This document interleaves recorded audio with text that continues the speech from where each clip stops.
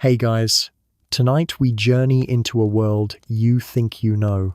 But trust me, you don't. You've seen it in period dramas, polished and poised women gliding through candlelit parlors, men tipping their hats just so, every glove buttoned, every sentence censored by custom.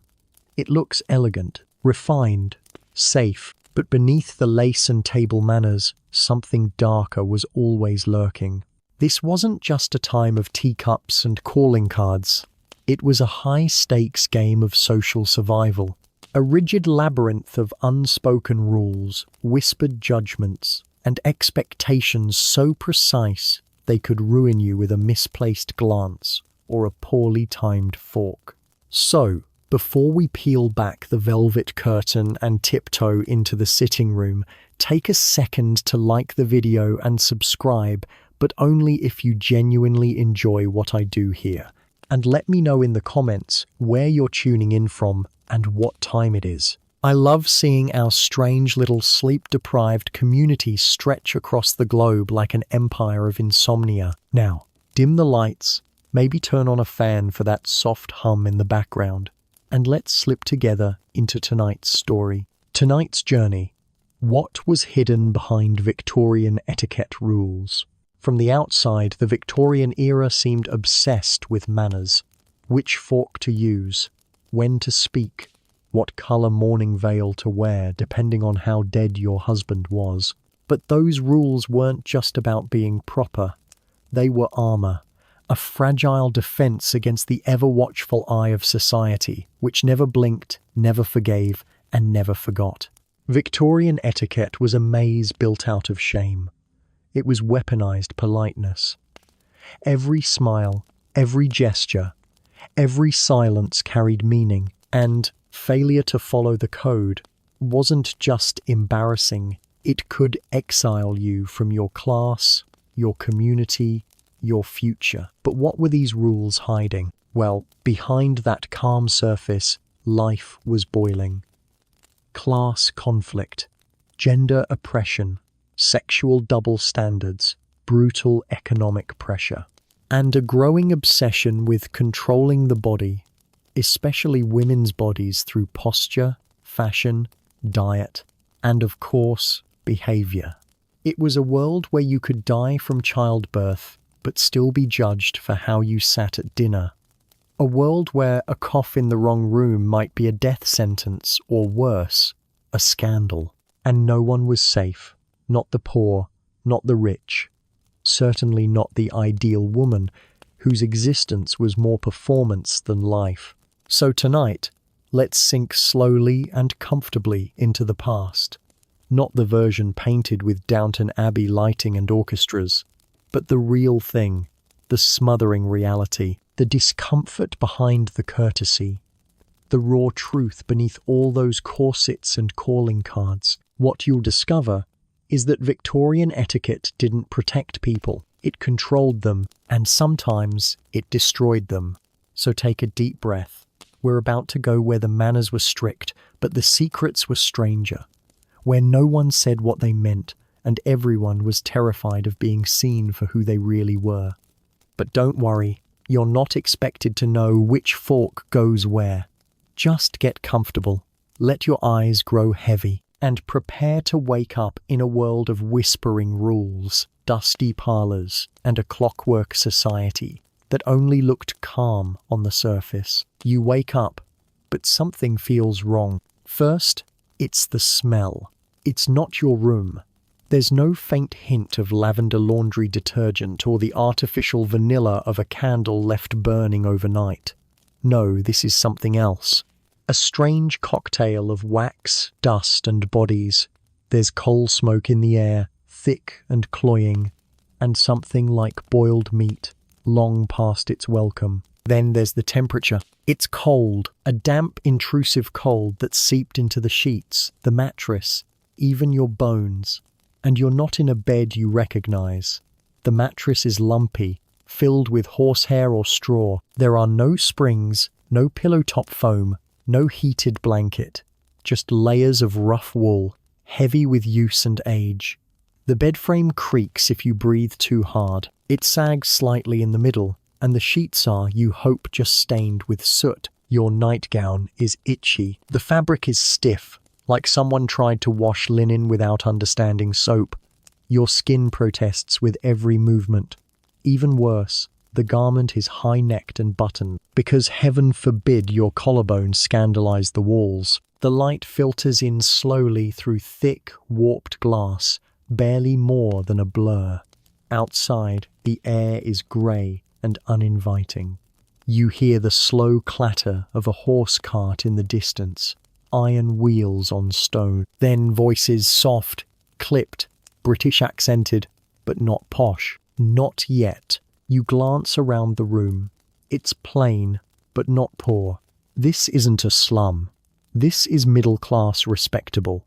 The wallpaper is floral and faded, peeling at the corners. There's a fireplace, but no fire. A porcelain chamber pot squats politely beneath the washstand. On top, a pitcher and bowl of water that's cold to the touch. Very cold. Icy. You wince as you splash it over your face. There's no bathroom, no plumbing, and the toilet, if you want to call it that, involves walking outside or calling for a maid, if you're lucky enough to be visiting someone with servants. But judging by the chill, the silence, and the modest furnishings, it looks like you're expected to fend for yourself. You step carefully onto the wooden floorboards, barefoot. They're not just cold, they're alive, creaking, shifting, sighing beneath your weight. Dust curls along the corners like sleepy spiders. A single carpet tries to add comfort, but it's thin, threadbare, and doesn't quite reach the edges of the room. A vanity mirror leans at an angle, and your reflection stares back at you tired, ghostly, and out of place. You glance at the clock on the wall, ticking with unnerving precision. It's not digital, it's not even electric, just brass hands and heavy gears. It tells you it's 17 inches the morning, but there's no alarm, no phone, no screen, just the long, slow sound of time grinding forward like a sermon with no end. You're not in your world anymore. You're in Victorian England, somewhere between 1850 and 1890. A place where reputation is currency and silence is survival. You, dear guest, are a visitor in a world that prides itself on appearing polite while hiding everything that matters beneath lace and lies. Downstairs, you hear footsteps measured, deliberate. There's a rhythm to Victorian mornings, a social beat. No one shuffles, no one stomps. Everything is controlled. You quickly realize, so must you be. The room holds a small wardrobe. Inside, clothing. And the moment you touch it, the reality of Victorian etiquette begins to settle in. These garments are not meant for comfort. They are meant for shape, for message, for judgment. There is no throw on a hoodie, no yoga pants, no slippers. Here you wear your worth. For women, it's layers. A chemise, corset, petticoats, stockings, garters, underskirt, overskirt, blouse, waistcoat, gloves, bonnet. For men, it's a starched shirt, stiff collar, wool trousers, braces, waistcoat, overcoat, boots that require button hooks, and of course a cravat or tie. And yes, you will be judged for getting it wrong. You run your fingers over the corset. It's beautiful in its way. Intricate stitching, tight lacing, delicate boning. But it's not a garment, it's a cage.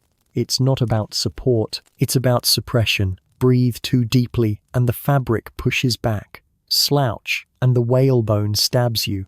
Stand tall, smile quietly, look pleasant, be lovely, but never comfortable. And yet, everyone accepted this, because this wasn't just fashion, it was morality, sewn into fabric. To dress sloppily meant you were lazy, to appear undone meant you were dangerous, poor, or worse, foreign. Even your posture matters here. Slouching is not just impolite, It's suspicious. It implies loose morals, lax discipline, and perhaps a future filled with scandal or unpaid debts.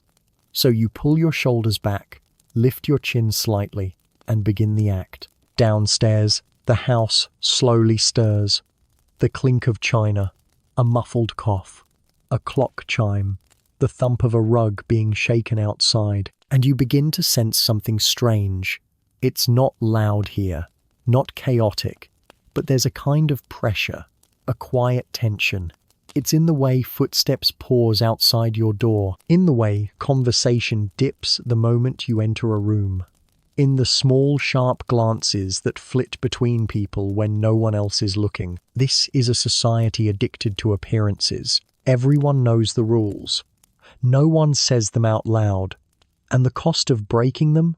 Social death. The kind that comes slowly like tea gone cold, until no one invites you anywhere, and everyone forgets your name. You look around the bedroom once more. The embroidered pillowcases, the carefully folded shawl, the pressed handkerchiefs stacked like little paper lies. Everything means something.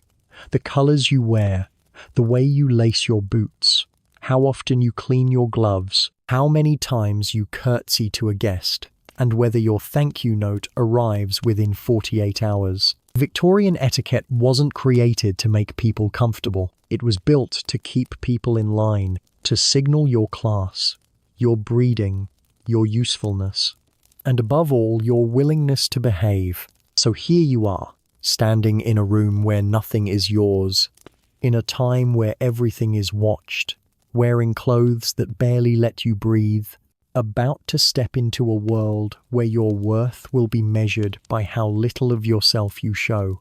And your day hasn't even started. What was hidden behind Victorian etiquette rule? Morning food and hygiene. Down the narrow wooden stairs you go, one cautious step at a time, careful not to trip over the hem of your long, unfamiliar clothing. The banister is polished to a dull shine, worn smooth by decades of hands gripping it just like yours. But you're not exactly welcomed. You're expected. There's a difference. Victorian mornings begin not with joy, but with duty and hunger. But before you even think about food, there's a ritual to perform. You step into the washroom, not a bathroom. That word hasn't been invented yet.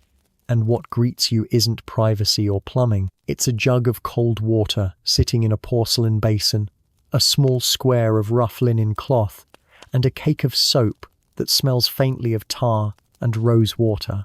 An odd pairing. There's no toothbrush, not as you know it.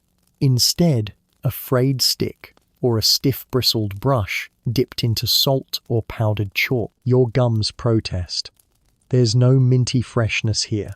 Just the faint taste of chalk dust and regret. There's no running water, no faucet.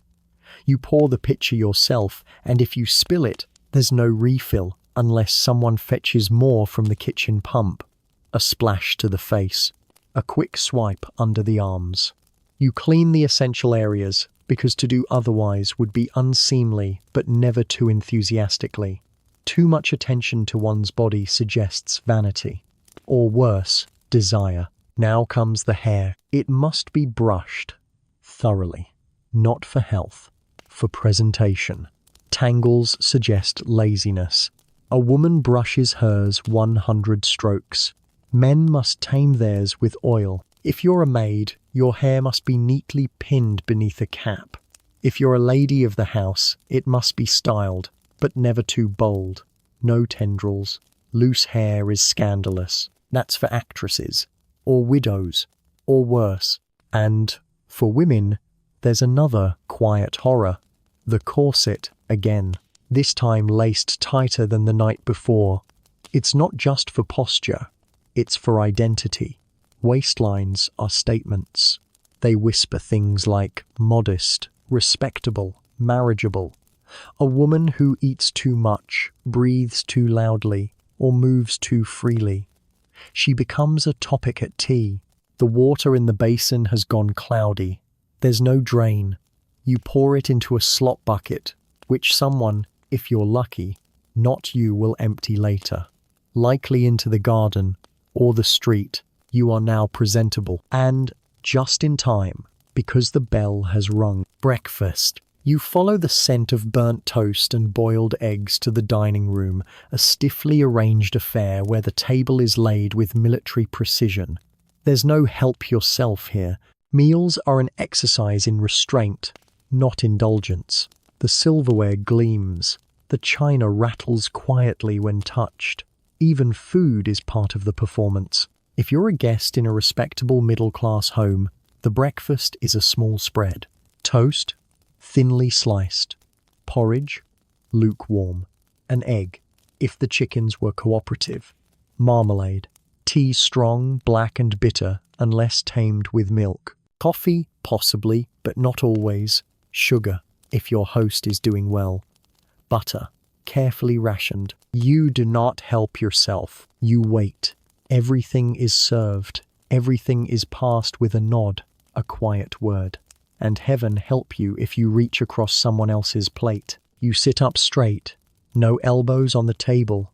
Napkin in your lap. Small bites. Quiet chewing. No slurping. No sighing.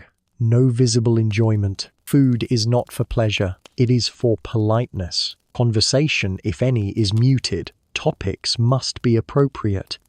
Illness? No. Death? Only if it's someone the Queen knew. Weather? Yes. The vicar's sermon? Acceptable.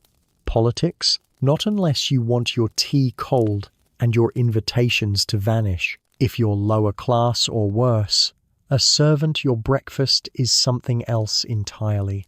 If you're lucky, it's bread. Dry. Yesterday's crust. Hard enough to file your teeth. Perhaps a bit of dripping beef fat scraped from the roast a few days before. Spread like sadness across your bread. Maybe weak tea, or watered-down milk slightly sour. Oatmeal is a treat. Bacon? For Sundays or dreams. And hygiene? For the working class, it's a splash of water in a tin basin before the day's work begins. Soap is often shared. Towels are rare. Your hands are already stained with coal dust, ink, or ash before the sun fully rises. You may clean them again once, briefly after the midday meal. Maybe. For the poor, the ritual is simple. You don't smell worse than the person next to you. That's enough. But in every home, from manor to tenement, there's an obsession with cleanliness. Not actual cleanliness. Perceived cleanliness, because in the Victorian mind, dirtiness isn't just a matter of hygiene, it's a moral failing. Cleanliness is next to godliness, and the devil wears filth. Back in the drawing rooms of the middle class, after breakfast is cleared, you may freshen up, rebrush your hair, retighten your corset, change gloves if needed. Gloves, by the way, are essential. Your hands must not be bare in public. Bare hands suggest labor or availability. Perfume is acceptable, but only in trace amounts. Too much fragrance? That's for dancers, for women of the night, for the French. Your fingernails must be clean, your shoes polished. A spot on your hem? Embarrassing. A sweat stain? Devastating. And if you're ill, you say nothing. Illness is unseemly, unless it's romantic, like consumption, pale cheeks, delicate coughing. Anything else, especially anything unsightly, is hidden. You don't announce it. You fade quietly into your room and wait to either recover or be discreetly forgotten. Even children must participate in the performance. Little boys wear suits, stiff collars, polished boots. Girls wear dresses with miniature corsets, ribbons and lace. They curtsy. They sit still. They speak when spoken to. There is no rest from etiquette. Even alone, you behave as if being observed, because you likely are, by servants, by neighbors, by God, especially by God. Hygiene, morality, and etiquette are bound tightly in this world. To appear unclean is to appear impure. To show bodily need to scratch to sneeze too loudly. To sweat is to reveal your lower nature. And Victorian society, more than anything, fears the lower nature. So you eat your toast without butter. You sip your tea without slurping. You wipe your mouth gently before speaking, and never laugh with your teeth. You have completed your morning rituals. You are clean. You are silent. You are proper. And now it's time to work. What was hidden behind Victorian etiquette rule, clothing, and shelter, you are dressed now. Or rather, you are encased, wrapped in layers of propriety, stitched with expectation, and bound tightly enough to make breathing optional. Victorian clothing doesn't just cover the body, it disciplines it. Every thread is a lesson in restraint, every button a reminder. Comfort is for the morally weak. Let's start with the corset, not just for women. Men had their own less brutal versions, stays and belts designed to smooth the waistline, sharpen the silhouette, and force the spine into submission. But for women, it's something else entirely. A symbol, a weapon, a punishment in lace. It doesn't simply support, it compresses. Your ribs fight back, your lungs argue. But the corset wins. It always wins. Because in this world, the body is not yours. It's a message. Waistlines are conversation. A small waist means you're disciplined, demure, marriable. A large waist, indulgent, improper, possibly American. And it's not just the corset. There are layers, chemise, petticoats, stockings, crinolinacage, skirt, overskirt, bodice, jacket, gloves, bonnet, boots, shawl, broque, reticule, parasol, handkerchief, and on colder days, wool cloak, fur muff, veil. To get fully dressed requires assistance, strategy, and time. You are not dressing for comfort. You are dressing to perform an ideal one that was designed without your input. And men don't have it much easier. They too must armor up. A linen shirt with a high-starched collar stiff enough to slice bread. A waistcoat that's buttoned just so too loose and you're lazy, too tight and you're vain. Trousers with suspenders, not belts. Belts are considered vulgar. Over that, a frock coat or morning coat, depending on the time of day. Always polished shoes, always gloves outdoors. A cravat, tied with the precision of an engineer, and the hat, the right hat, for the right occasion. Bowler, topper, boater, or cap. There is no hat hair, because there is no excuse. A gentleman does not remove his hat for the sake of vanity, only for mourning, or God. You wear your station on your sleeve. Literally, materials matter. Cotton is common. Wool is practical. Silk is scandalous, unless you're a lady of means, and even then, only at the right time of day. And colour is a language. Black for mourning, grey for modesty, white for innocence, red for danger, green for Irish. You don't express yourself through clothes. You repress yourself with them, and beneath it all, you're sweating. Because these clothes were not designed for walking, or sitting, or weather. They were designed for scrutiny. The goal is not movement, it's presentation. Posture is everything. Slouch, and the corset stabs. Lean, and the crinoline tips. Sit, and the layers bunch beneath you like punishment. Walk too fast, and the boots blister. Move too freely, and you're indecent. You are not dressed to live. You are dressed to be judged. Now you step outside. The air is damp, sooty. Every chimney in every home is puffing coal smoke into the sky like a slow-motion funeral. You clutch your shawl tighter, not because it helps, because it's expected. And now you notice something else. The houses. To modernize, Victorian homes seem charming, those rows of brick terraces with wrought iron gates and tall, narrow windows. But you are not looking with modern eyes. You are looking from the inside out. and it's claustrophobic. The ceilings are high, yes, but the rooms are narrow. The hallways are tight. The staircases are steep, with banisters worn down from years of cautious hands. Most homes don't have electricity. They don't have plumbing either. Instead, gas lamps cast a yellow glow, flickering weakly, often leaking, sometimes exploding. The wallpaper peels in corners, not from neglect, from moisture, because damp lives in the walls here. Mold is a tenant that never leaves, and every winter the cold creeps in, through floorboards, through window frames, through the very bones of the house. Coal fires are your only defense. They heat one room, maybe. The rest of the house stays cold enough to see your breath. Privacy, as always, depends on class. If you're poor, your home is a single room, maybe two. You share it with your spouse, your children, your aging aunt, and possibly a boarder or two. The kitchen, if there is one, is a fireplace with a pot hanging over it. Your toilet? A shared outhouse in the yard. Or a chamber pot beneath the bed. You hope the weather doesn't freeze it.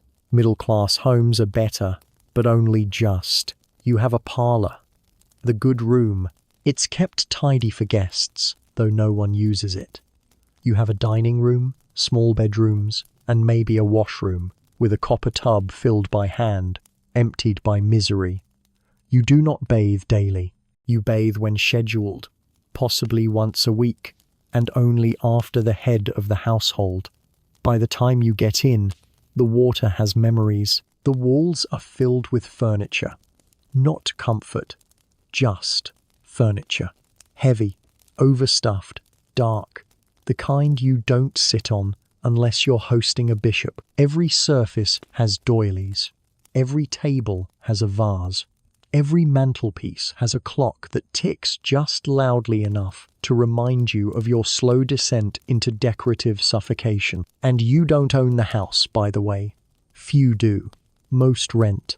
And the landlord is strict, invisible, and always just behind on repairs. And if you're upper class, the house becomes a prison of ritual. There are drawing rooms, smoking rooms, billiard rooms, and breakfast rooms, and rules for how and when to enter each. Your bedroom is not yours.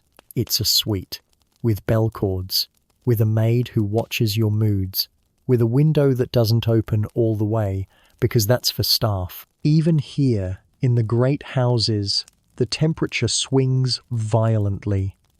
Fires are lit. Drafts sneak under doors, and servants, dozens of them, creep through narrow staircases behind the walls, like ghosts with schedules. Victorian homes are designed not for living, but for proving. Proving that you belong to the right class, that you can afford the good curtains, that your carpets are Turkish, your piano tuned, your sideboard polished.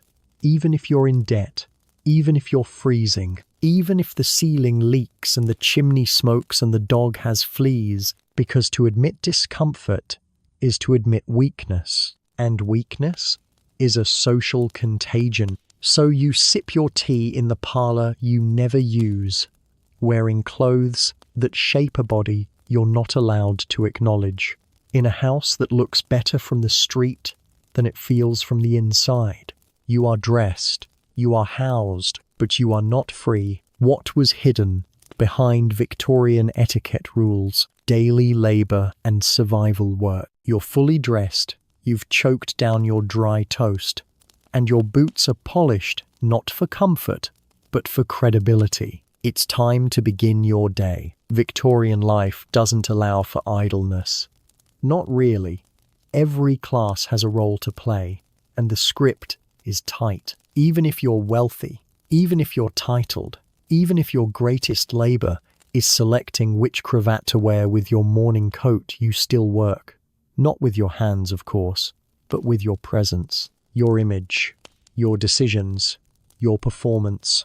Let's start at the bottom, because that's where most people live. If you're a working class man, your body is your tool, and it's already breaking. You might be a factory worker, spending 12 to 14 hours in a windowless building filled with cotton dust, molten metal, or the endless thunder of machines that don't care if you lose a finger. The air is thick with smoke, soot, and the scent of grease and sweat. There are no safety rails, no warning signs, and no compensation if something snaps, burns, or crushes you. If you fall behind, you're fired. If you complain, you're a troublemaker. If you die well, there's always someone else who needs the wage. If you're a miner, you go down into the dark before the sun even rises. You crawl through tunnels barely wide enough for your shoulders, breathing coal dust, praying the timbers hold, and hoping no one forgets you're still down there. You carry a lamp and a lunch pail and a quiet understanding that your lungs are slowly turning to tar. And if you're a child in either of these places, you're not special. You're cheap labor. Your small hands are perfect for cleaning machinery, the kind of work that kills grown men. You get paid a fraction of a man's wage and are expected to say thank you. Now, if you're lucky enough to have a trade, maybe you're a cobbler or a blacksmith or a printer, you have a skill, something passed down, learned, and practiced. But even then, the margins are razor thin. You work long hours, often 7 days a week, with your shop open early and your eyes burning late. Your tools are old, your back is older. You don't get vacations. You get maybe 1 day of rest if your debts allow it. And then there are the servants. If you're in service, you're part of a well-oiled domestic machine, polite on the surface, grinding underneath. You wake before the family. You go to sleep long after them. You dress them, feed them, clean their chamber pots, boil their linens, dust their mantles, polish their boots, and never, ever let them see you sweat. You eat in the kitchen. You sleep in the attic or basement. You move through the house on servant stairs, designed to keep you out of sight, like a blemish under powder. And you're expected to love it, to be grateful, because you're not in the workhouse. You're not starving. Yet, now, let's talk about women, because whether you're poor or posh, your labor is constant and invisible. If you're working class, you're likely a laundress, charwoman, seamstress, or factory girl. You rise early, haul water, scrub floors, mend clothes, and take in washing for richer households. Your hands are raw, your back aches, you never sit, you never stop. And even if you do nothing, you are still expected to run a household. That means cooking, cleaning, sewing, budgeting, child rearing, and being on constant alert for illness, fire, or moral collapse. Victorian mothers don't just raise children, they shape futures, and they're judged for every sniffle, every stained shirt, every child who speaks out of turn or, God forbid, marries wrong. If you're upper class, you don't work with your hands. You work with appearances. Your job is to entertain, to manage the home, which means managing the staff, dozens of them, and to be the perfectly poised wife, hostess, and mother. You plan dinner parties. You maintain a rigid social calendar. You write thank you notes that are judged on grammar, ink, and the quality of your paper. You attend charity events you didn't choose, wear dresses you didn't design, and raise children you barely see. And beneath it all, you smile. You smile because anything less is dangerous. Men in the upper classes have occupations. They are landowners, investors, magistrates, clerics, politicians, or officers. Their work is not physical, it's legal, strategic, social. They discuss rents, manage tenants, attend parliament, serve on committees, or more often they simply exist in a way that suggests success. But even then, the pressure is real. If your estate underperforms, if your investments fail, if your name falls from favor, you fall with it. There are no second chances, no comeback tours. Your status is your lifeline. And for everyone, Rich or poor, man or woman, labor is not just labor. It's a performance. One constantly watched, because this is a world obsessed with respectability. It's not enough to work hard. You must work correctly. If you're a man, your work must be dignified, productive, and visible. A clerk who arrives early and sits up straight is respectable. A street musician who plays beautifully but drinks between sets, a cautionary tale. If you're a woman, your work must be invisible, done without complaint, and always, always modest. And if you don't work, you better be wealthy enough to make that seem like a virtue. Because idleness is only respectable when it's inherited. Now, remember, the hours are long. Most people rise before 6 a.m. There's no sleeping in, no calling out, no paid sick leave, no retirement plan. You work until you collapse or until your body breaks. And then you hope you have family or charity or enough dignity left to avoid the workhouse. Because the workhouse is the final stop, a prison in all but name. If you're destitute, you go there to earn your food by breaking rocks, picking oakum, or scrubbing floors that never stay clean. Families are separated, men to one wing, women to another, children elsewhere. You wear uniforms, you eat gruel, you sleep in rows, you lose your name and become a burden with a number. And all of this, the pain, the hours, the scrutiny, is softened, hidden, and numbed beneath layers of etiquette. Because etiquette gives the illusion of order, it lets the starving man say, "Sir." It lets the overworked maid say, "Thank you, ma'am." It lets the landlady scold a hungry tenant without wrinkling her gloves. It lets a gentleman sip tea while his tenants dig ditches in the rain. Etiquette makes suffering palatable. So no one has to see what's really happening. You've made it halfway through your day. You've worked. You've conformed. You've survived. Barely, but there's still so much more to endure. What was hidden behind Victorian etiquette rules, beliefs, religion, and superstitions? By now, you've eaten your dry toast, tied your boots, and labored under clothes that feel more like obligation than outfit. But Victorian society wasn't just stitched together by seams and spoons. It was glued in place by belief. Not just belief in God, though he was always watching, always listening, always judging, but belief in something far more complex. A system of control where religion, superstition, and etiquette formed a trinity of invisible authority. You weren't simply told how to behave. You were told what your behavior meant in eternal terms. Let's start with the obvious. Christianity wasn't a suggestion. It was the air. Thick, ever-present, and inescapable. You were born into it, baptized into it, taught by it, punished through it. Every moral, every social expectation, every quiet rule of etiquette had roots tangled deep in biblical soil. Go to church on Sundays. Sit still. Don't speak unless asked. Children should be silent. Women modest. Men righteous. Don't laugh too loud. Don't question the sermon. And don't, for heaven's sake, fall asleep in the pew.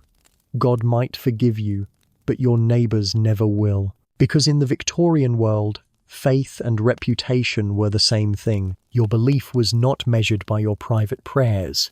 It was measured by your public manners. Did you dress modestly? Did you kneel at the right moment? Did you avoid dancing, drinking, swearing, and worst of all, theatre? Then you were righteous. At least on paper, but beneath that surface of hymn books and morning coats was a churning sea of anxiety. Because the truth is, Victorian religion wasn't comforting.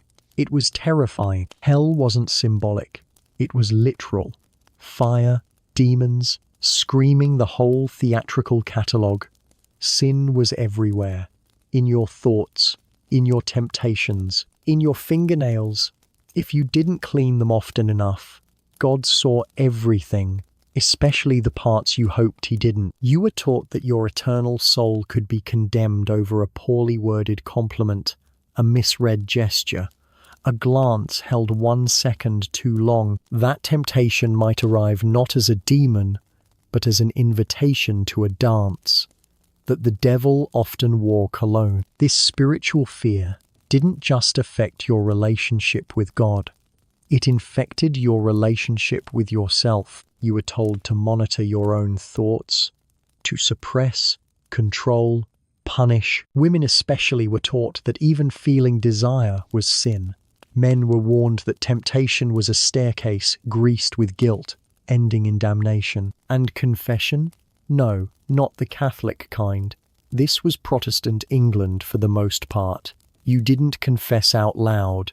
You confessed by behaving better. You repented by being more correct, more polite, more distant. But religion wasn't the only belief system controlling you, because for all their pride in science and reason, Victorians were deeply, deeply superstitious. This was an age of industry and innovation, and also of seances, ghost stories, lucky charms, and fear of the full moon. You didn't hang a horseshoe because it was decorative. You did it to keep away spirits. You didn't stop the clock when someone died because you were sad. You did it because if you didn't, their soul might get stuck in the gears and never leave the house. Mirrors were covered after death. Why? Because if the dead saw their reflection, they might linger. Or, worse, pull someone in. And if a bird flew into your house, bad omen. Very bad. Someone would die. Possibly you. Probably your neighbor. Best to burn sage and say a prayer, quietly. So no one thinks you're mad. You'd avoid walking under ladders, not because of falling tools, but because the triangle shape represented the Holy Trinity. Break the triangle, and you've invited evil. Sneezing? A small matter today. Back then, a serious moment. Bless you. Wasn't polite, it was protective. People genuinely believed your soul could escape during a sneeze, that you could die of it. That death was always hovering. And yes, death hovered everywhere. That's why spiritualism took off like wildfire. The Victorians were obsessed with the afterlife, not just in church, but in parlours. People held seances, not secretly, proudly. They invited mediums into their homes. They held hands in dark rooms. They lit candles. They asked questions. And they believed the dead answered. Why? Because death was constant. It took infants, mothers, friends, neighbours, suddenly, without warning. And etiquette told you not to cry too loud, not to wail, not to collapse in grief. So instead, you tried to talk to the dead. Because mourning quietly wasn't enough. But don't get too curious. Curiosity was dangerous. Too much curiosity meant spiritual weakness, especially if you were a woman. Intellectual hunger in a woman was like a leak in the soul. It let in temptation, atheism, or worse, independence. So you were taught to believe and to fear and to comply. Because at the end of the day, every Victorian belief, religious or superstitious, circled back to etiquette. Don't speak out of turn, it suggests pride. Don't laugh too loud, it invites sin. Don't wear black unless mourning, or you'll call death to your door. Don't wear white after September, or people will talk. Don't eat too much, ask too much, want too much. Don't be too happy, don't be too sad. Be moderate, be moral, be measured. And behind all these rules, control. Religion reinforced etiquette. Etiquette enforced religion. Superstition policed the spaces in between. A woman couldn't sit in a man's lap, even if they were married in public. A child couldn't speak unless spoken to. A man couldn't cry at a funeral without risking his social standing. Even your grief had a dress code. Mourning was measured in fabric, A widow in full mourning wore matte black from bonnet to boots, didn't go to social events, and avoided music for a year. Then came half mourning, muted colours, lavender, grey, a slow return to visibility. Too fast, and you were judged. Too slow, and you were morbid. You couldn't win. You could only comply. And still, belief gave you structure. Terrifying, yes, but it made the world feel knowable, predictable. If you followed the rules, said the prayers, pressed your dress, burned the right herbs, nodded at the right people, maybe your baby wouldn't die. Maybe your husband would be faithful. Maybe your soul would be saved. Maybe. Because in the Victorian mind, God helps those who help themselves behave. So you tie your bonnet a little tighter. You straighten your gloves. You say grace before your meal. And you don't question anything, not out loud. Because you believe, because you're watched. Because somewhere between the saints and the spirits, the sermons and the seances, the thing you fear most isn't hell, it's embarrassment. What was hidden behind Victorian etiquette rules? Meals, social entertainment. You've survived the morning. You've worked, you've worried, and you've whispered prayers into your teacup. And now, just as your stomach begins to groan beneath the tight pull of your corset, it's time for the next ordeal. The Victorian meal. Let's get one thing clear.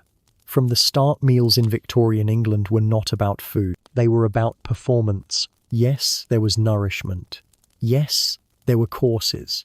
But beneath every spoonful and silence was a coded language of class, wealth, and reputation. Food was not just consumed, it was orchestrated. If you're poor, your meal is simple, possibly terrifying, and always uncertain. You might eat bread and cheese, or boiled cabbage, or yesterday's potatoes reheated in a pan that hasn't seen soap in weeks. If you're lucky, truly lucky, there's dripping to spread on your bread. If you're not, you chew the crusts slowly and try not to wonder when your next meal will arrive. Meat is rare. Eggs are seasonal. Milk is untrustworthy, often watered down, sometimes sour, occasionally laced with chalk to keep it from curdling. And let's not even talk about water. Victorian drinking water is a gamble. If you're in the city, it might come from a public pump shared with hundreds, contaminated with sewage, or worse, disease. Cholera doesn't knock on the door politely. It swims through the water pipes and leaves corpses in its wake, which is why most people, even children, drink beer. Not the strong stuff. Small beer. Weak in alcohol but safer than water. It's mildly bitter, slightly warm, and always present. Tea is reserved for the rare occasion or the rich. Coffee, if you find it, is gritty and expensive. So you sip what's safe and hope for the best. If you're middle class, meals become more than just sustenance. They become ceremony. The midday meal is called dinner, not lunch. And it matters. A lot. You sit at a table. You wear proper clothes. The dishes are clean, if mismatched. The food, modest but respectable. Roast mutton, boiled potatoes, overcooked peas, bread pudding. Nothing spicy. Nothing showy. But it fills the plate and says, "We are decent people. Please notice." But beware. The real theatre begins at supper. Especially if you're hosting. Entertaining guests in Victorian England is a social contract wrapped in starched napkins. You don't just cook, you curate. You don't just eat, you perform. Here's how it works. First, invitations. Written by hand, sent days in advance. The wording must be polite, the ink black, the paper cream, and the response immediate. RSVPs are not optional. They're required and judged. Second, seating. Assigned based on rank. Highest status guests sit closest to the host or hostess. Married couples are separated. Men and women alternate. No one argues. If you sit in the wrong chair, you might as well leave the country. Then, the table. It's not just set, it's composed. Silver forks arranged just so, knives facing inward, glasses for water, wine, and possibly sherry all polished until they shine like gilt. A centerpiece, but nothing too tall. Candles, lit precisely before the guests arrive. Napkins folded with militaristic precision. You sit down, slowly, carefully, your back straight, your hands in your lap, your hunger buried beneath decorum. The meal begins. Usually 5 to 9 courses. No, you don't fill your plate. That would be savage. Each dish is served in order, portioned precisely. Soup comes first, then fish, then meat, then a remove course, something elaborate and largely for show, then pudding, then cheese, then fruit, then coffee. The host signals the start, not by speaking, but by unfolding their napkin. Now you may eat, but not too quickly. You must chew quietly. You must speak only to your assigned neighbor. You must not scrape your fork, clink your spoon, or heaven forbid discuss anything real. Acceptable topics: the weather, recent births, botanical gardens, your cousin's latest watercolors, or perhaps, if you're feeling daring, the Queen's most recent carriage route. Unacceptable topics: politics, death, money, sex, digestion, colonial rebellions, factory accidents, the Irish question, or your own opinion. And what if the food is bad? You eat it. You smile. You do not comment. Because the food isn't there to feed you. It's there to place you, to show you belong, to let you prove that you know the rules, that your manners are sharp, your voice soft, your presence pleasing. Food in this world is just another kind of etiquette. Even the utensils are a test. Did you use the fish fork for the meat? Did you butter your roll incorrectly? Did you reach for salt without asking? Did you touch the sugar cube with your fingers instead of the tongue? You'd better hope not. Because someone is always watching. Now let's talk entertainment. The kind that comes after supper. If you're upper class, this means music in the drawing room, or poetry, or a game of charades. But not the fun kind, the restrained kind, where everyone plays along but no one actually laughs. If you're lower class, you head to the pub. Dark, smoky, loud. The beer is strong, the tables are sticky, and the entertainment is real fiddles, shouting, off-key singing, and someone dancing dangerously close to falling into the fireplace. For the poor, the market is entertainment.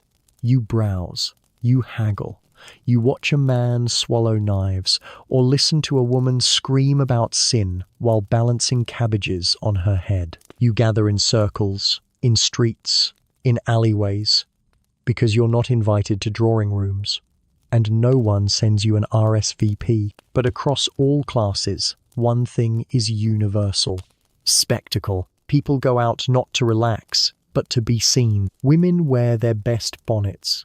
Men polish their boots. Even if they can't afford it, they try. Because being seen in society is not just about joy, it's about survival. One good appearance at a ball could land a marriage. One slip in conversation could end one. And if you're not invited, you pretend you were. Because social rejection is worse than hunger. At least hunger you can hide. Etiquette governs every bite, every word, every note played on a piano slightly out of tune. You don't just eat, you don't just mingle, you navigate. You maneuver through courses, conversation, card games, and critiques, all while smiling and pretending your shoes don't pinch and your corset isn't cutting off circulation to your spleen. This is Victorian social life, beautiful, bitter, burdensome. You are fed, you are full, but not of food. You are full of silence, of performance, of the exhausting dance that is simply staying respectable. And it's not over yet, because tomorrow, the real nightmare might begin. You'll have to host. What was hidden behind Victorian etiquette rules? Illness, medicine, and fear of death. You wake the next morning barely. Your head aches. Your throat is raw. There's a tightness in your chest, a sweat gathering beneath your layers. Something's wrong. You know it, but you do what every Victorian is trained to do.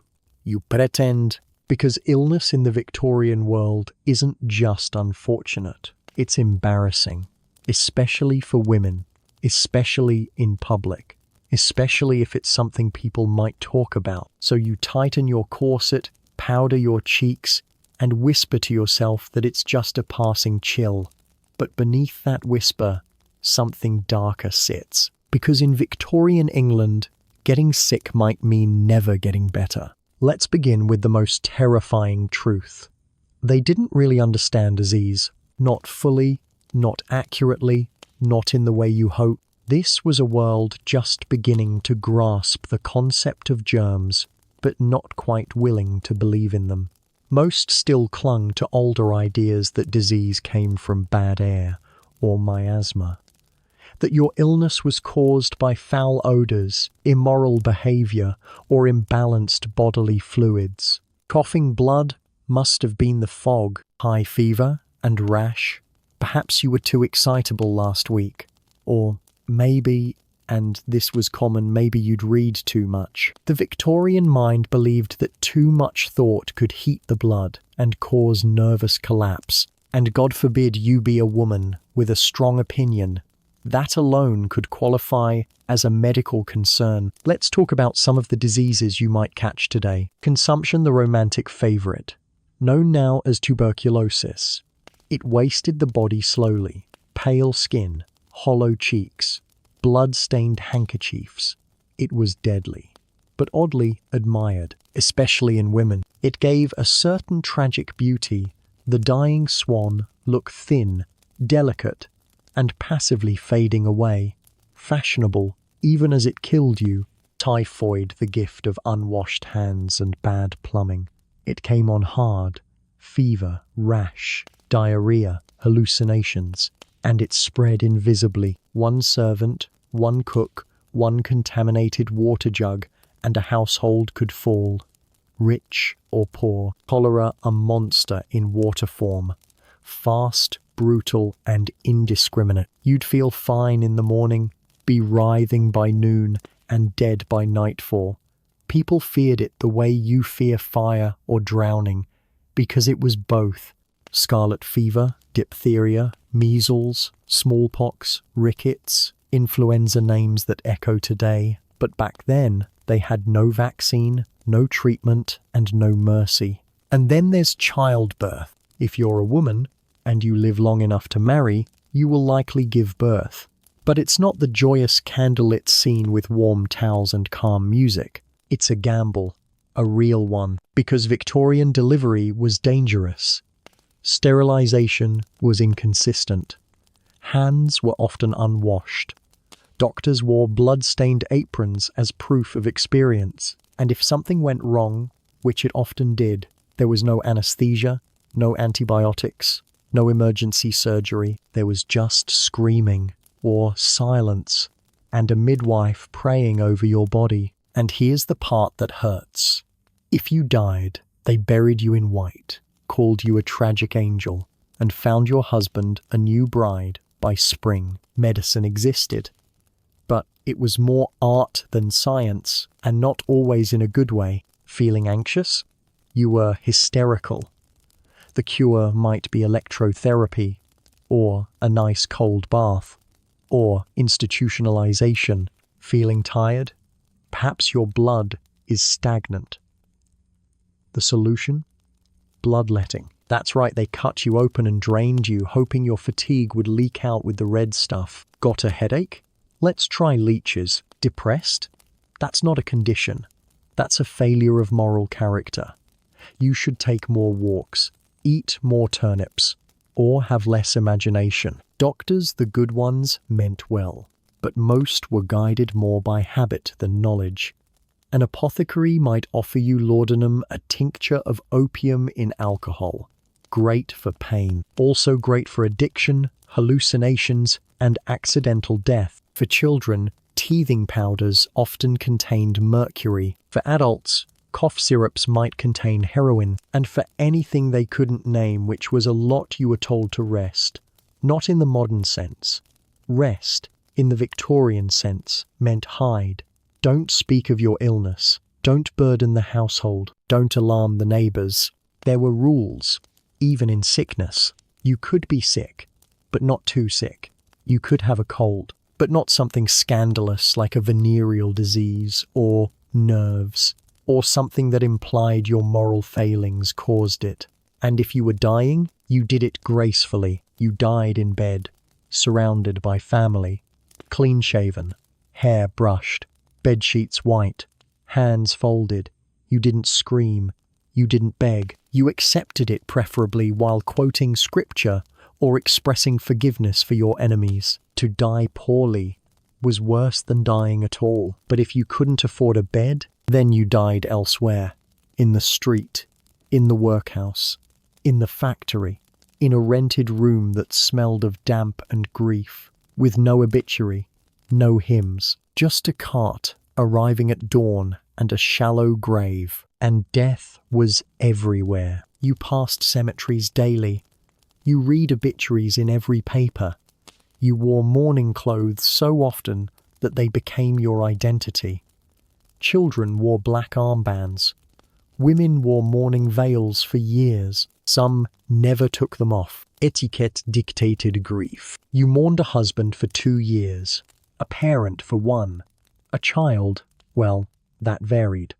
There were charts for this, rules, a timetable for your tears. But when that time ended, you were expected to move on, quietly, and all the while, death hung in the air. It sat beside you at dinner. It lingered on the spoon someone else just coughed on. It drifted through the gas-lit hallways. It waited. Victorian life was beautiful, structured, polite, but underneath it was rot. People washed their hands in perfume but coughed into their gloves. They attended balls with broken ribs from corsets and fevers in their lungs. They wrote letters about the weather while hiding jaundice, tumours, or worse. And no one talked about it, because illness wasn't just a danger to your body, it was a threat to your reputation. So you powdered your face, tightened your stays, smiled at the vicar, and hoped your next breath wasn't your last. Death in the Victorian world wasn't feared because it was mysterious. It was feared because it was inevitable, and worst of all, it was impolite to mention what was hidden behind Victorian etiquette rules. Women, children, family life. You've made it this far, through the rituals of dress, the labour of survival, and the rituals of eating and entertaining that somehow leave you hungrier than before. But now, we go inside the walls of the one institution Victorians revered above all others, the family, not as comfort, not as love, but as performance. To the Victorian mind, the family was the moral core of society, a holy unit where each member had their place, and no one dared move out of line. Let's start with the Victorian woman. From birth, you were groomed to be 2 things, modest and useful. Your education, if you had one, focused on piano, needlework, penmanship, maybe French, but nothing too deep. Too much learning was dangerous.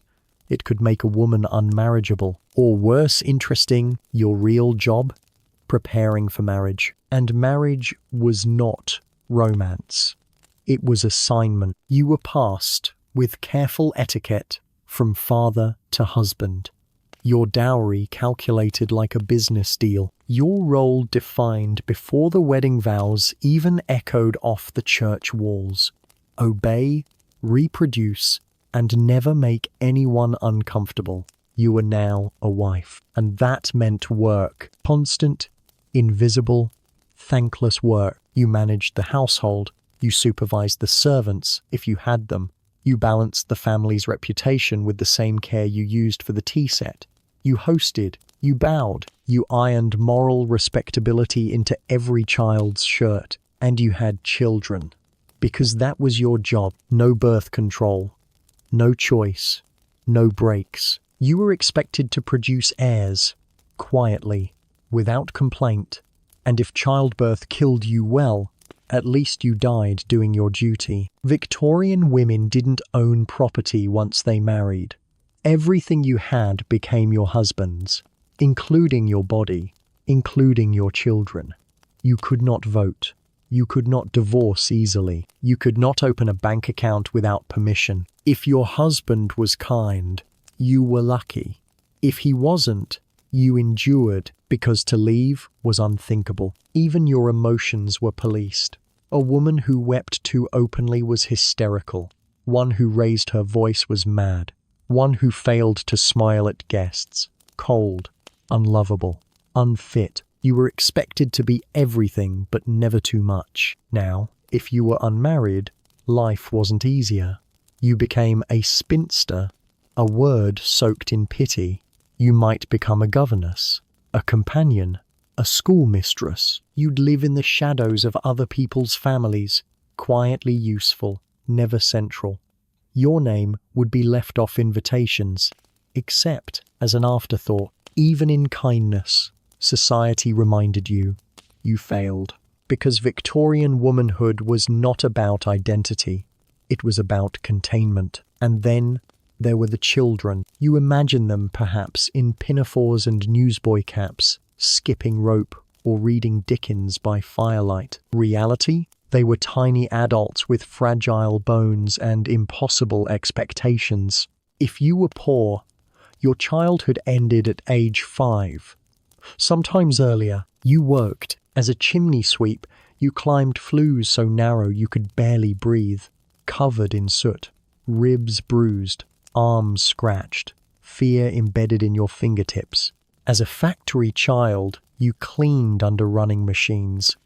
Caught your sleeve, you lost an arm, or your life. As a street seller, you shouted in the cold for pennies, matches, watercress, rags, anything to bring home one more copper coin. School, if you were lucky, a charity school, a Sunday school, a half hour here and there between shifts. But most poor children were functionally illiterate, expected to work until they dropped. And if you didn't work, you begged, or stole, or went to the workhouse, where families were torn apart, and boys learned early to never cry, because crying earned you punishment. Now, if you were wealthy, childhood was longer, but not freer. Your body was protected. Your spirit, shaped like clay. Boys were groomed to lead. They studied Latin, arithmetic, and God. They were taught to suppress softness, reject emotion, and never question empire or etiquette. Girls were raised to serve. They were taught the piano, embroidery, and silence. They practiced curtsies, manners, and small talk, and always obedience. Even play was regulated. A girl could stitch samplers or dress dolls. A boy could read adventure novels. But roughhousing, wildness, creativity without purpose, undesirable. Every minute of a child's day was scheduled, observed, corrected. And when a child misbehaved, punishment came swiftly. For the paw, the cane, the strap, or worse. Public beatings in schools. Harsh discipline in orphanages. In some factories, children were whipped or dipped in cold water to keep them alert. For the rich, emotional punishment, disapproval, shame, isolation. A cold glance from a governess could freeze the soul more than a slap. And yet, despite all this, families were the only refuge most people had. You clung to your mother when the world was cold. You looked to your father for approval that rarely came. Siblings helped raise each other. Grandparents quietly passed down stories and superstitions while pretending they didn't believe in ghosts. Family was duty, but it was also survival. In poor homes, every child was an investment. Every bite shared meant someone else went hungry. In wealthy homes, every child was a legacy. a future lord, a future wife, a bearer of the family name. And yet love, real love, still grew through glances, through lullabies, through shared misery. A mother tucking in her daughter's blanket tighter on a winter's night. A father teaching his son how to knot a cravat. A brother stealing extra crust for his little sister. Love found a way, even when etiquette forbade it. But make no mistake, the family was not freedom. The family was a stage, and every member knew their role. Father, provider, distant, stern, unquestioned, mother, moral center, silent, beautiful, self-sacrificing, daughter, pure, soft, trained for marriage, son, brave, logical, bound for responsibility. Any deviation, a daughter with ambition, a son with softness, a mother with opinions, was met with whispers, judgment, shame. And if a family fell apart, if the father drank, if the mother grew ill, if the child rebelled, society would not help. Society would watch. It would speak softly, smile thinly, and slowly, invisibly, remove you from respectability. Because the family was sacred, and sacred things were meant to be preserved, not understood. So you light the fire, you boil the tea, you brush your child's hair until it shines, you sit with your spouse in silence, you read the Bible aloud even when your voice cracks, you play your part, you keep the home, you teach your children to do the same, and all the while you wonder, is this love or just discipline with better lighting? What was hidden behind Victorian etiquette rules? Afternoon struggles and social conflict. By now, the sun hangs low over the rooftops. The tea things are cleared. The corset is still tight, and the air in the drawing room feels like it's holding its breath. Because for all the surface calm, the manners, the thank yous, the pressed gloves, the Victorian afternoon was not a peaceful time. It was when things cracked. People like to imagine the Victorian era as a world of quiet discipline, but behind every soft "pardon me" was a suppressed scream. Behind every door, a struggle. Because in truth, the Victorian world was built like a grand old house, polished on the front steps, but rotting in the cellar. Let's talk about class. Class wasn't just a social concept, it was a rigid system of survival. You were born into it, you married into it. Or, rarely, you clawed your way up and were never fully accepted anyway. The afternoon was when these lines became visible. In the upper classes, it was the hour of visiting or calling. You put on your best hat, mounted your carriage, and dropped by another household to leave your calling card. Not stay, just announce. Because how you managed your social network, who you called on, who you didn't, how long you stayed, when you arrived, was a delicate web of power.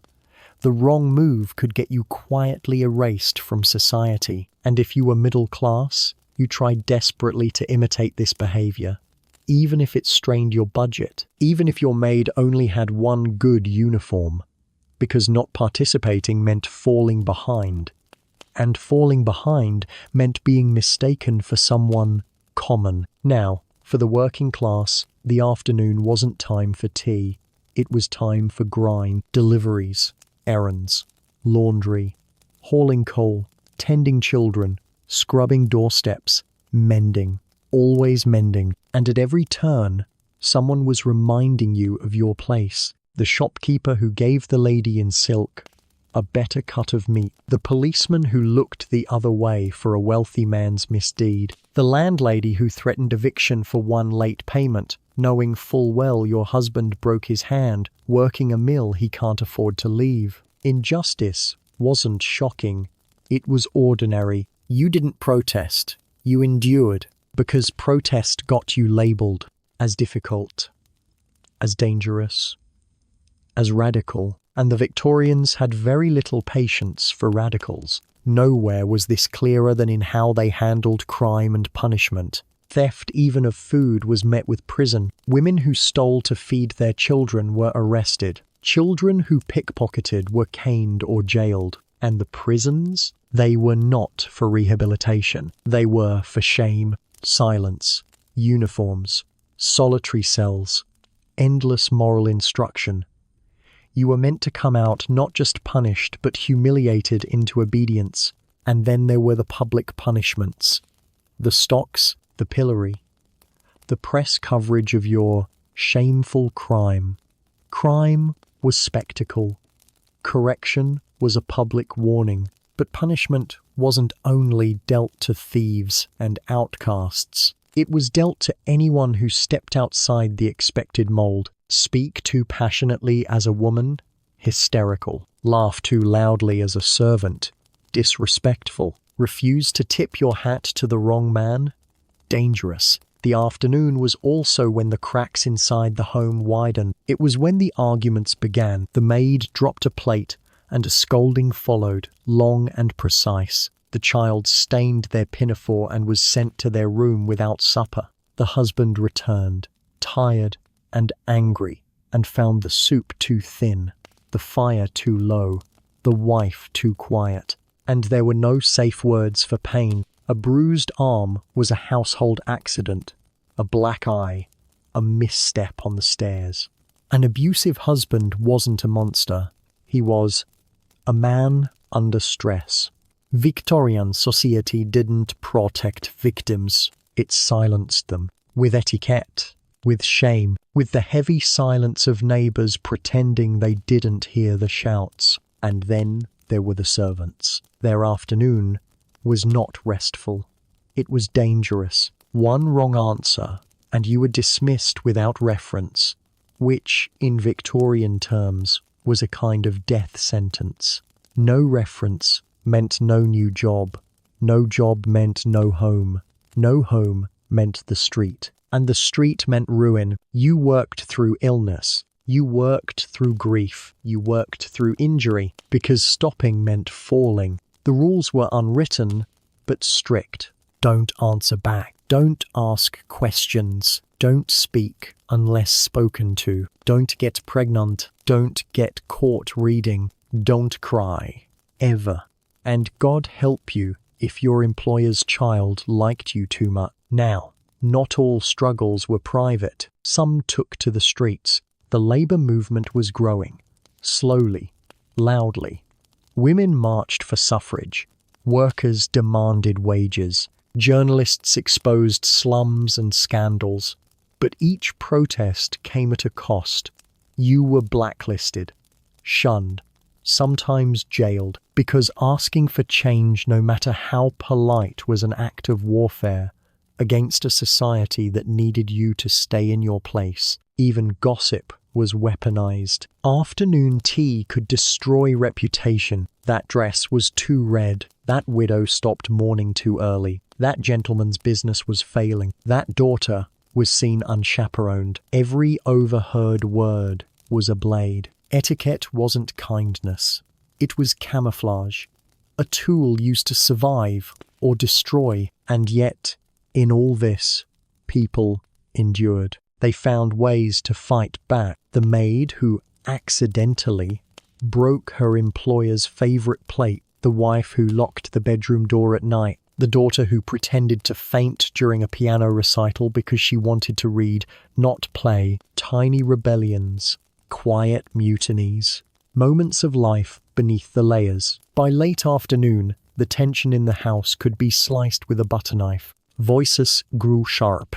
Children grew restless. Tea turned bitter in the mouth. And all the while, everyone smiled, because anger was unseemly, and sadness was inconvenient, and exhaustion was impolite. You were expected to suffer beautifully, so you adjusted your collar, smoothed your skirt, poured another cup, and said nothing, because the afternoon was not a time for dream. It was a time for containment. The light outside fades, the gas lamps hiss on, and the shadows of Victorian society stretch long across the parlour floor. What was hidden behind Victorian etiquette rules? Nightfall, fear, and the shadow of death. The day is over at least, officially. The sun has sunk behind the chimneys, casting long, crooked shadows across the narrow alleys and cobbled streets. The gas lamps are lit with a hiss and a flick of the match, one by one, as if the city itself is blinking reluctantly into darkness. And with it, everything changes. The rules are still in place. Of course, etiquette never sleeps, but they take on a different tone after dark, a more urgent one, a more fragile one, because at night the boundaries blur, the masks slip, and fear comes crawling out from under the polished veneer of polite society. Night in Victorian England was not peaceful. It was dangerous. If you lived in the city, the dark wasn't just unsettling, it was alive. The narrow streets filled with smoke, whispers, the distant rattle of a carriage wheel, the sudden clatter of boots in the fog, and always, somewhere just out of sight, the sound of something falling or someone running. You draw the curtains, not just for warmth, but for protection. You bolt the door, if you have one. If you're poor, maybe there's no bolt, maybe no door, just a heavy cloth or a pile of crates. Maybe you sleep in a shared room with 3 others, your pockets stitched shut to keep thieves from picking them while you dream. Because crime didn't keep business hours. The polite gentlemen in top hats and the women in pressed gowns were joined after dusk by a different crowd.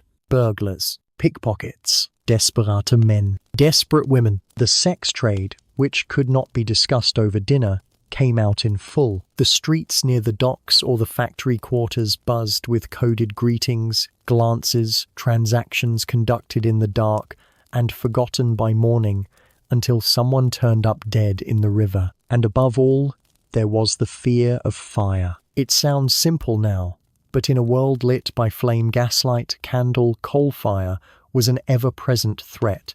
A single forgotten taper could burn a row of houses to the ground, and often did. People slept lightly, not out of comfort but necessity. Even the upper-class homes, full of drapery and polished furniture, were tinderboxes.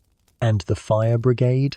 They were not fast or well-equipped. If your house caught fire, your best hope was the neighbor boy with a bucket and a prayer. You lie in bed finally, under layers of wool and doubt. If you're lucky, you have your own bed. If you're not, you share with siblings, cousins, strangers. Privacy is a fantasy for the poor, and even for the middle class. The walls are thin. You hear your parents argue in whispers. You hear the maid coughing in the servants' quarters. You hear the house settling. Or is it something else? There are rats in the walls, or worse, someone outside the window. There is no central heating. The fire in the hearth is down to glowing coals, and the chill creeps in like a polite intruder. Your breath clouds in the dark. You curl tighter. You feel something in your throat. A tickle, a dry cough, and your heart skips, because coughs in this world are not taken lightly. The person who coughs at night might not wake in the morning. You've seen it happen. A brother, a neighbor, someone from church, fine one day, gone the next, carried out in the morning, covered in a white sheet. Quiet, always quiet. The Victorians lived with death, not metaphorically, literally. You didn't speak of it directly, but it lingered in every room. It shaped how you lived, how you loved, how you slept. Every home had mourning clothes tucked away. Every family had a story. Every child knew someone who didn't make it to adulthood. And if you were a child, you were afraid, not of monsters, but of loss, of being orphaned, of being sent away, of catching a fever and being buried without understanding what was happening. Nighttime was full of rituals. The fire was banked. The lamps snuffed. The nightclothes were buttoned. The prayers said always prayers. For health, for safety, for the ones already gone, and always whispered. Never loud, never expressive. A good Victorian did not rage against the night. They closed their eyes politely and tried not to shiver. If you were sick, the doctor might come, but only if you could pay. Otherwise, it was up to your mother's herbs, your father's silence, and your own willpower. Laudanum helped. A tincture of opium, just a few drops, or a spoonful, or sometimes too much. Many people never woke up from the sleep it gave. Others did but changed. The shadows outside whisper. The fog thickens, and your candle flickers in the corner of the room, casting long, crooked shapes across the walls. You remember all the things you didn't say today, because in this world, expression is dangerous. Emotions are vulgar. Longing is illness, and fear is something to be folded neatly into your handkerchief, so you lie there, wrapped in wool, wrapped in rules, wrapped in the silent knowledge that safety is a luxury, and tomorrow is not promised. In the cities, the bell tolls midnight. In the country, the owls cry out across the fields, and in homes large and small, gaslights sputter and go dark. The day has ended, and in its place, only breath, only quiet, only that ever-present awareness. That death, in the Victorian world, is not the enemy. It is the audience, watching, waiting, and always polite enough not to knock. What was hidden behind Victorian etiquette rules? Closing and sleep wind down. So now, here we are. The gaslight is out. The windows are shut. The hearth has burned down to ash. And the weight of the day, all of it has finally settled. Your fingers are stiff from buttoning, from stitching, from holding your teacup just so. Your back aches from labor, or posture, or both. Your stomach is tight with the restraint of too little food and too much appearance. And your thoughts, they're still tiptoeing, still afraid to speak above a whisper. You've lived for just a moment inside the skin of a Victorian life. And it's heavy, isn't it? Not loud, not violent, but heavy, because nothing here is free. Not your words, not your hunger, not even your love. Every breath must pass inspection. Every emotion must be folded, powdered, silenced. But this is where we breathe again, together. In the quiet, in the after, in the part where the stage is struck and the corset unlaced, and the rules just for a little while no longer apply. Let's look back, gently. You woke in a room that wasn't yours. Not really. Built with care, but not comfort. Cold, pressed in by damp walls, and the expectations of a world that believed silence was strength. You washed with water that chilled your fingers. You brushed your teeth with chalk.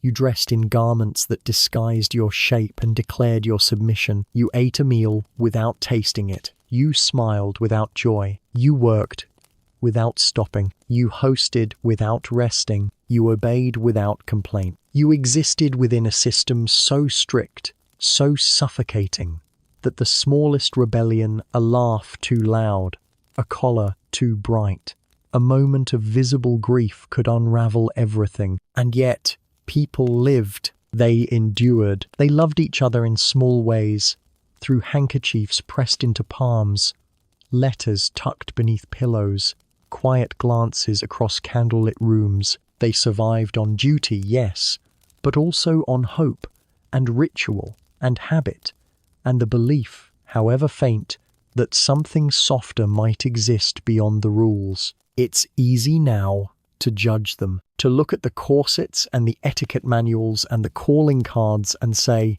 how absurd, how needlessly complex. But they didn't build it for fun. They built it for protection, because the world was cruel in other ways. Death was close. Poverty was a breath away. Illness arrived without warning. Reputation was fragile. Survival was not guaranteed. And so they clung to rules, believing that if they dressed properly, knelt properly, chewed properly, behaved properly, maybe the darkness wouldn't find them. It did, of course, but the illusion, the structure, helped them endure. And now, here you are, in the present, where water runs hot, where pillows are soft, where corsets are optional and dinner doesn't require a seating chart, where you can laugh out loud in your kitchen, where you can leave the house without gloves, where you can cry without shame, where you can speak without permission. You don't have to thank a footman. You don't have to write 5 thank you letters for every meal. You don't have to check the mirror to see if your morning veil is straight tonight. You can be a little wrinkled, a little messy, a little alive. Let your jaw unclench. Let your hands fall still.